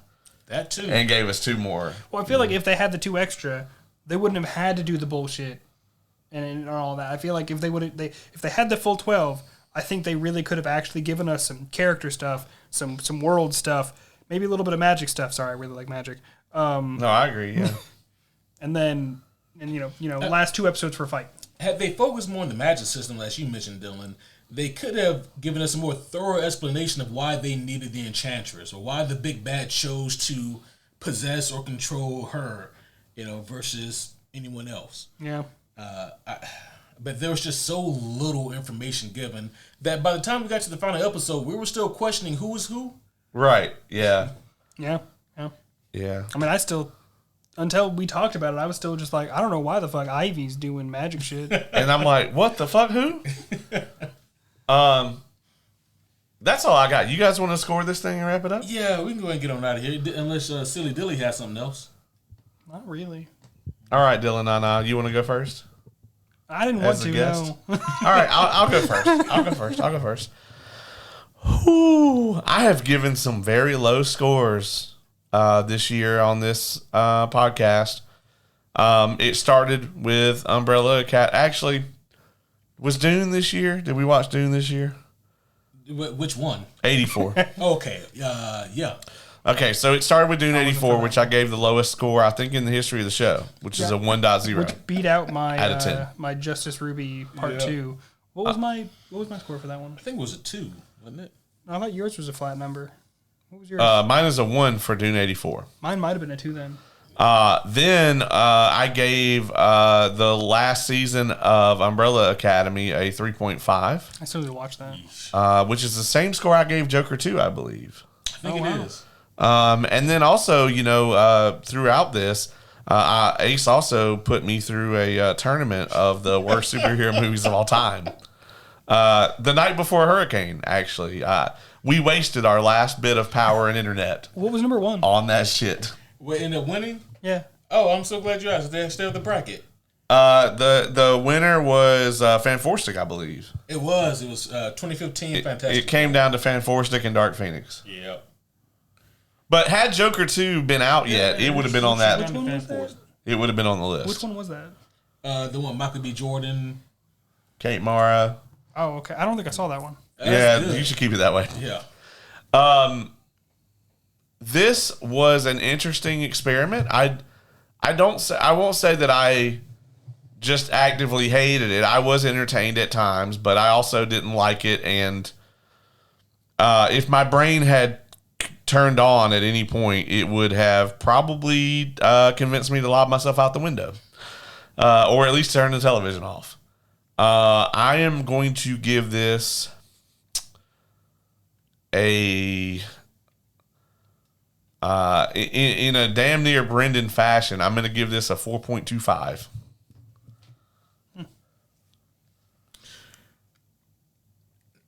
Not to. This is not an open invitation. This is just clearly a question from curiosity. Did you guys? That was a shark. Did you guys know or see the Marvel animated TV shows? They were like anime style. They came out, I think, back in like 2011 or so. I think I caught some of that. Mm-hmm. I remember there was one for the X-Men because Wolverine had like 20-inch long fucking claws, and I'm like, that's not how those work. Different comic series, it's fine. Oh, okay. Where did they go? Where did they come from? Where did they go? Okay. Anyways. Something about Cotton Eye Joe. But about Suicide Squad Isekai and what I scored this, I am not traditionally known for giving low scores. Like, I can give something a scathing review, but in the end be kind enough to give it a score that is more favorable than not. I understand that so much time, energy, and effort and teamwork goes into creating a TV show or a movie, and I do always appreciate the effort. I think that Suicide Squad Isekai is a very interesting concept. I think that had it been delivered better, then it would have been much better received and it would have been a much better product. Had they just really sat down and thought about how these two different categories or genres could really mesh together to make something cool and unique. I think that it lacks the flair that Batman Ninja has. And by the way, I wasn't a huge fan of Batman Ninja. If you guys go back and listen to that review. But at least it had an artistic vision. You may not have liked it, but you could see it there. We did have fun, though. For Batman Ninja? Yeah. Oh, yeah, for sure. Yeah. I laughed so hard. I didn't watch it with you guys. I didn't have fun. I mean, yeah. This show, I mean, yeah, it does have its own kind of unique type of flair, but even then, to me, it just kind of falls flat. Like, even in terms of, like, looks or designs, it doesn't do anything extraordinary. There was nothing keeping me hooked. I did this and kept coming back purely for this. You suffered for the fans. I can't say I had a good time. I can't say I was entertained. It was hard for me to put my phone down and watch what was taking place in front of me and follow whatever kind of loose threads of a plot that there was. I think that most of the voice acting is solid. It leans definitely more towards the anime style of voice acting, which I think is obviously more appropriate for this. Yeah. I didn't hear any voice acting that I thought was bad. As a matter of fact, most of it I thought was very much appropriate, very good. I thought that the action is good at times, and then at other times it feels a little bit uninspired, to be honest.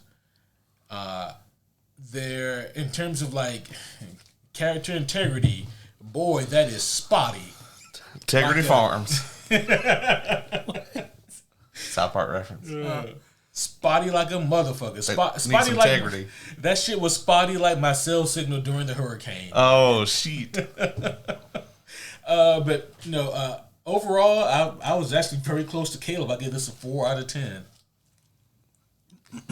So, this is going to be an interesting one because, like, I also you brought up your normal scores. Like, I feel like my quote unquote average is kind of all over the place because I'll either give something like a really really good score or I'll just be like, this shit was trash. But with this one, I don't really have any like strong feelings one way or the other about it. But oddly enough, the score that came to mind for me was a 3.5. Oh. So like I actually went under. I didn't say nearly as much negative, but I feel like because it doesn't even stick out enough for me to be mad about anything. Mm-hmm. It just feels so flippy floppy. And it doesn't really like. I couldn't even think of like, oh yeah, this part was really really fun. Right. I really loved that part. That was my favorite part. Like. There was a lot of really cool things, but it was all like baseline stuff. So, like, I don't regret watching it or anything like that. But at the same time, I just, If there's a season 2, would you guys watch it? No. I feel like I have to anyway. No, I'd be like, let's not review that. Same reason we don't review Rings of Power. That's fair. I swear to God, I'm close to making you sit through that. The next time I give something less than a 5, we're going to Rings of Powerville. Man, those cough drops are strong. They are. I smell it. You didn't even have to. I already smelled it. What did you score it? Did you give a?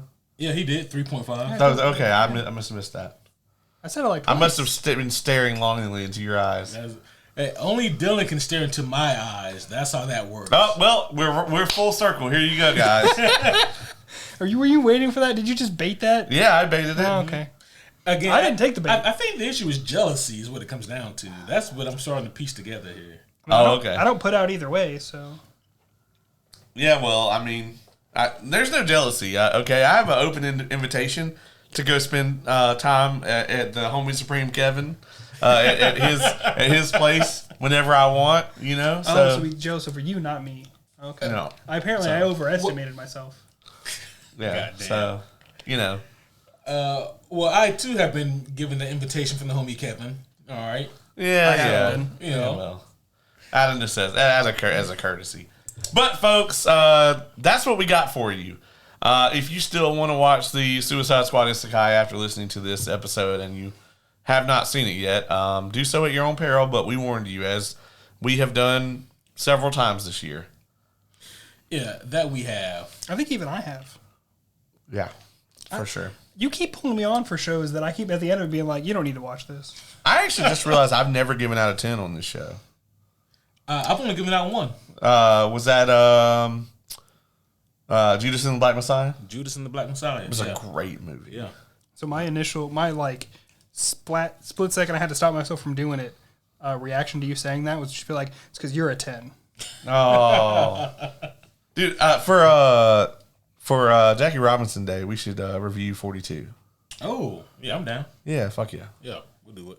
I don't know when that is, but we need some fucking hope around here. Right. Shit, for real. For realsies. Well, homies, I think that's going to be it for this one. Hopefully you guys enjoyed this review, this pseudo review. We talked about it.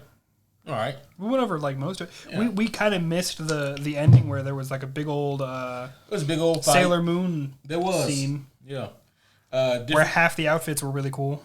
Yeah. And Joel Schumacher would have been happy. He would have liked the gratuitous ass shots and whatnot. And everybody gets a new costume at the end. Yeah, to sell more toys and shit. Yeah. Would have been great. He would have loved it. But that's going to be all for this, the homies. We'll see you guys again very soon, though. Again, Venom 3, The Last Dance. It will be coming to a theater. That's the name of it. I did not make that up. AKA the greatest superhero movie this year, Venom 3, will be. That's unlikely. It's very unlikely. Imagine that it's better than like Deadpool and Wolverine. Is this the one with the horse? Yep. Yeah. Yep. That's the one. I vaguely remember that. Well. If you so decide, Dylan, there is an open spot for you on that. What day is it? Next Thursday. I actually legitimately might be busy. Yeah. Me too. The person I live with keeps having like dinners like periodically throughout the week, and Thursday keeps being like the one for that. Yeah. Or one of the ones, I should say. Well, homies, also homework for you guys that would really help us out. If you could, subscribe to the YouTube channel. Give us likes, comments, shares, all that good stuff. And also for the audio platforms as well. If you have not done so already, please go ahead and give us that 5-star review because you love us and we love you as well. And also, if you guys want added content and if you want it fast, then please be sure to go to patreon.com/superherohomies to gain access to all the episodes as soon as they come out. And also, if you guys want your topic discussed on this podcast, that is the only way to do so through the Patreon. Hit us up. And dear Lord, don't make us talk about like it's hard to imagine something worse than what we already. It is, but the homies are creative. Yeah. So they can make us review The Room. That'd be awful. Yeah. So, yeah, that is another avenue for you guys to really help and support us. But that's going to be all for now. So, until next time, my name is Superhero Homie Q. I'm Superhero Homie Dylan. And I'm Superhero Homie Caleb.